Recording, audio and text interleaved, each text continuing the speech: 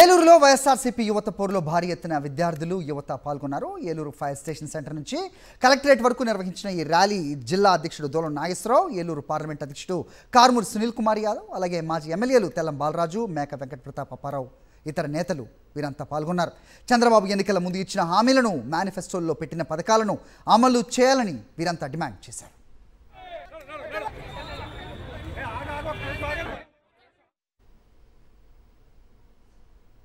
ప్రభుత్వ వైద్య కళాశాలను ప్రైవేట్ పరం చేసి రాష్ట్రంలోని వైద్య విద్యను నాశనం చేయవద్దంటున్న వైఎస్ఆర్సీపీ నేతలతో ఏలూరు నుంచి మా ప్రతినిధి రాజు మరింత సమాచారం ఇస్తారు.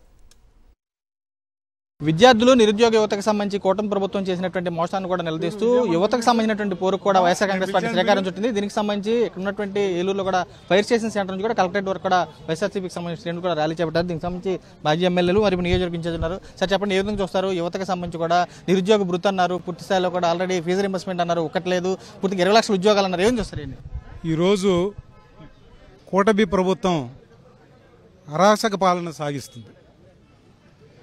ఇచ్చిన సూపర్ 6 హామీలు ఏది కూడా ఈరోజు అమలు చేయడం లేదు. ఈ కూటమి ప్రభుత్వం వచ్చి 9 నెలలు పూర్తయింది. ఇచ్చిన ఏ ఒక్క వాగ్దానాన్ని కూడా ఇప్పటి వరకు నిలబెట్టుకోలేదు. ఈ 9 నెలలు కూడా పరిపాలన ఎలా సాగిందంటే 6 కాయలు 3 పువ్వులాగా ఇసుకను దోసుకోవడం, మట్టిని దోసుకోవడం, మద్యం దోసుకోవడం, వీధికి ఒక బిల్ షాప్ పెట్టుకోవడం ఈరోజు దోసుకుంటున్నారు. ప్రజలను గాలికి వదిలేశారు.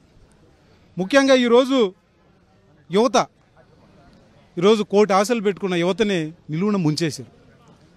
బంగారు భవిష్యత్తు గల విద్యార్థుల్ని ఈరోజు ముంచేశారు. మెడికల్ కాలేజీకి సంబంధించి కూడా సీట్లన్నీ ప్రైవేట్ పరం చేయాలని చెప్పి కుట్ర పొందారు.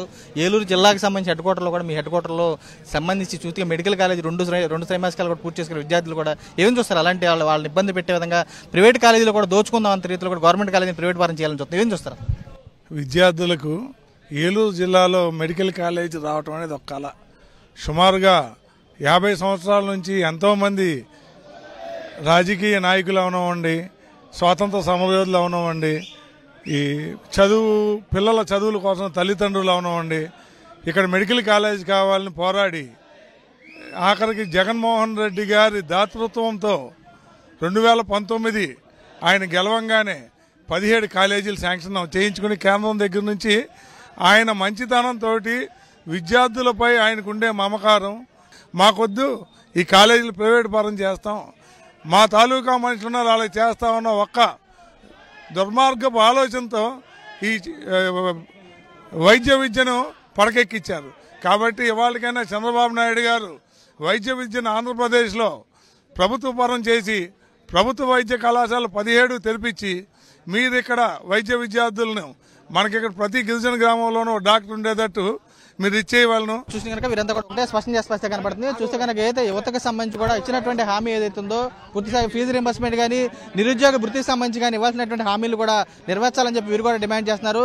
ప్రజలకు సంబంధించి కానీ, విద్యార్థులకు సంబంధించి కానీ ఇబ్బంది పెట్టినటువంటి కూటమి ప్రభుత్వం సంబంధించి కూడా పూర్తిగా రానున్న రోజుల్లో భారీ గురించి చెల్లించుకోవాల్సి తప్పదని చెప్పి వీరు కూడా స్పష్టం కూడా కనపడుతుంది. విజయ నరసింహతో రాజు, సాక్షి టీవీ, ఏలూరు జిల్లా నుంచి.